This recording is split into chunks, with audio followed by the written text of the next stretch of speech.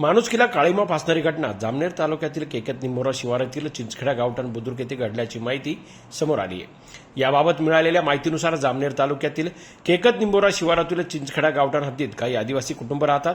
हे मोलमजुरी करणारे कुटुंब असल्याने आता पेरणीचे दिवस सुरू असल्याने 6 वर्षीय अल्पवयीन मुलीला घरी सोडून मुलीचे आईवडील कामानिमित्त दुसरीकडे गेले होते। मुलगी घरी एकटीच असल्याचा फायदा घेत शेजारी राहत असलेल्या एका 25 वर्षीय नराधमाने त्या अल्पवयीन मुलीला तुला खायला खाऊ घेऊन देतो असे सांगून सोबत घेऊन गेला आणि दुकानातून काही खायची वस्तू घेऊन त्या मुलीला गोड बोलून चिंचखेडा बुद्रुक गावाजवळील एका केळीच्या मळ्यात घेऊन तिच्यावर अमानुषपणे अत्याचार करून तिला नंतर जीवे ठार मारून पुरावे नष्ट केल्याची घटना 11 जूनला मंगळवारी सायंकाळी 7 वाजता उघडकीस आली आहे। या पीडित अल्पवयीन मुलीचे आईवडील सायंकाळी कामावरून घरी आल्यानंतर त्यांना घरात मुलगी दिसली नाही म्हणून त्यांनी आसपासच्या शेजाऱ्यांना विचारपूस केली, मात्र मुलगी सापडली नाही। तेव्हा त्यांनी गावकऱ्यांना ही घटना सांगितली। गावकऱ्यांनी मुलीचा सर्वदूर शोध घेतला असता ती मुलगी एका केळीच्या मळ्यात मृत अवस्थेत आढळून आली आहे। गावकऱ्यांनी तातडीने जामनेर पोलीस ठाण्यात घटनेविषयी सविस्तर माहिती दिली आहे।